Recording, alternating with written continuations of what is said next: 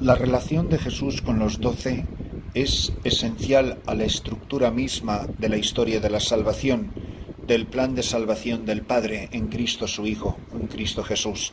Y por eso no podemos simplemente trivializarlo como que era una pandilla de amigos que Jesús pues los invitó y eran sus amiguetes más cercanos y a ellos les iba contando unas... No, hay todo un misterio de revelación que está detrás. Los 12 entroncan con la profunda tradición del pueblo elegido de Dios, las 12 tribus de Israel.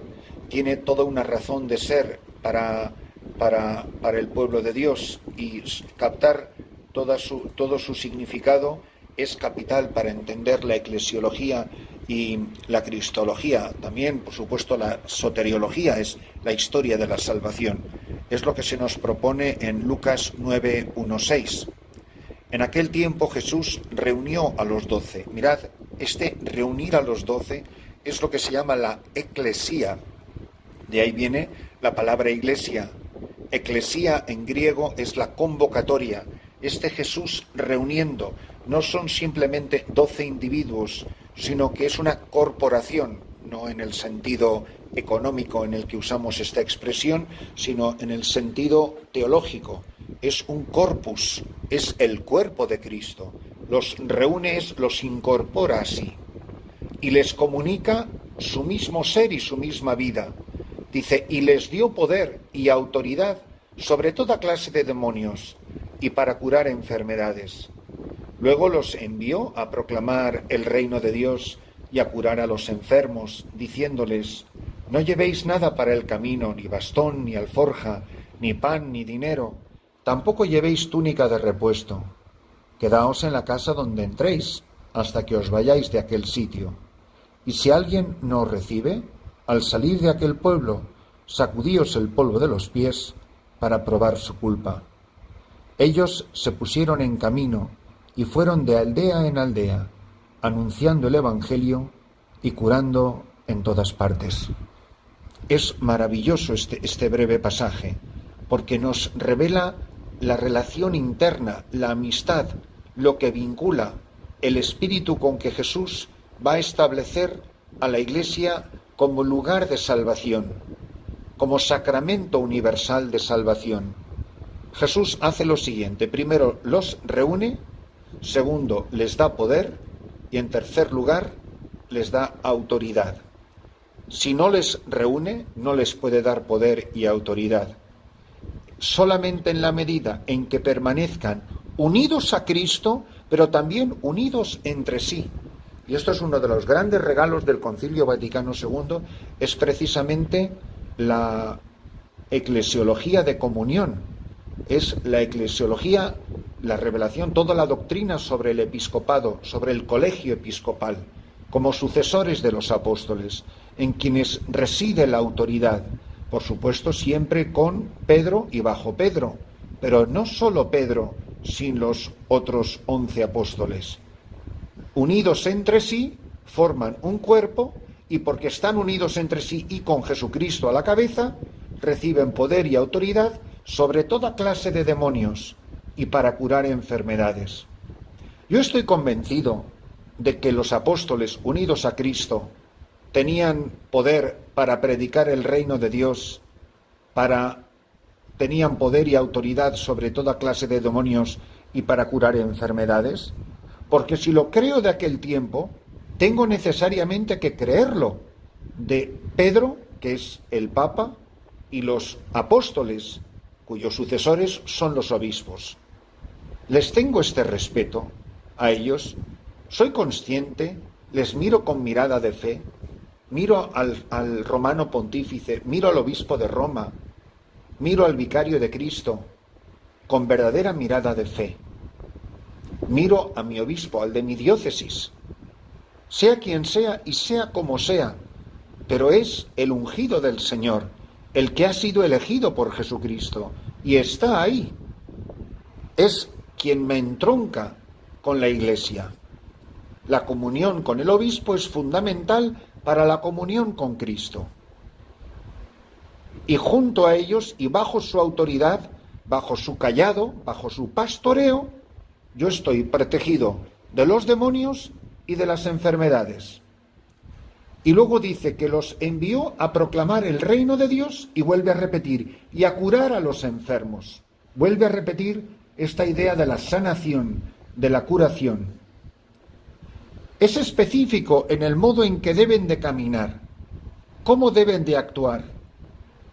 Y sobre todo insiste, más que en darles una lista de que no se os olvide y una lista interminable de cosas que hay que llevar para poder evangelizar, más bien insiste en lo que no hay que llevar.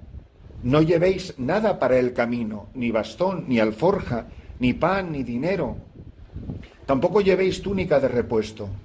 Quedaos en la casa donde entréis, hasta que os vayáis de aquel sitio.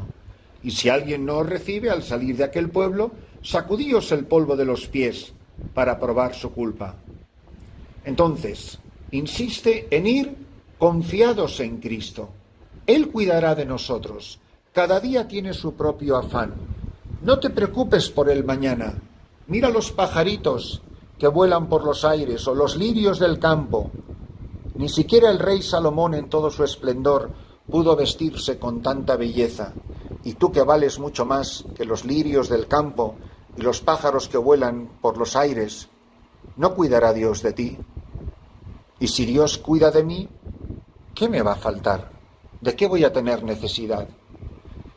Los que ya tenemos muchas horas caminadas en estas cosas del Evangelio, sabemos que Dios, aún en nuestra poca fe, nos cuida de maravilla, que Dios ha sido buenísimo con nosotros y que ha sido providente y que Él nunca nos ha abandonado. Nos han abandonado muchas personas, pero Él nunca, Él jamás. Dice que vayamos abandonados en Él, no proveer para el viaje como si Dios no fuera mi Padre.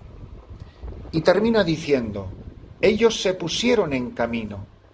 Fijaros que ayer escuchábamos lo mismo de San Mateo.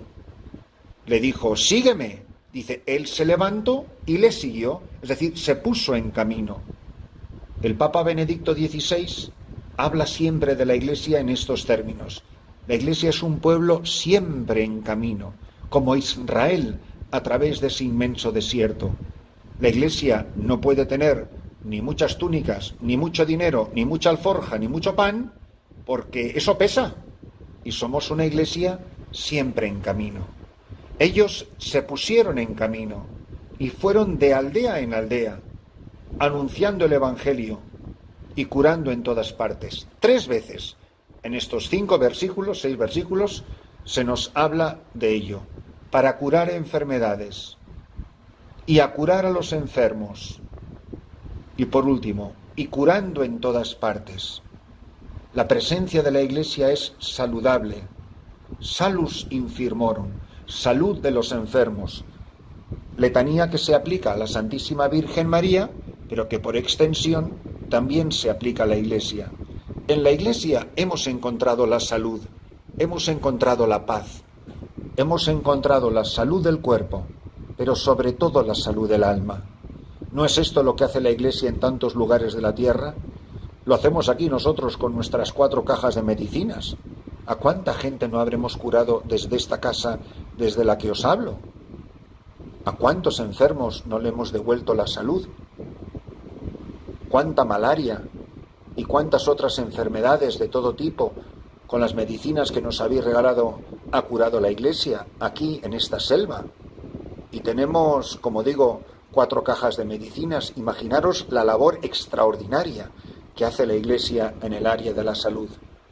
La Iglesia es la barrera frente al demonio, porque solo la Iglesia tiene poder y autoridad sobre el demonio.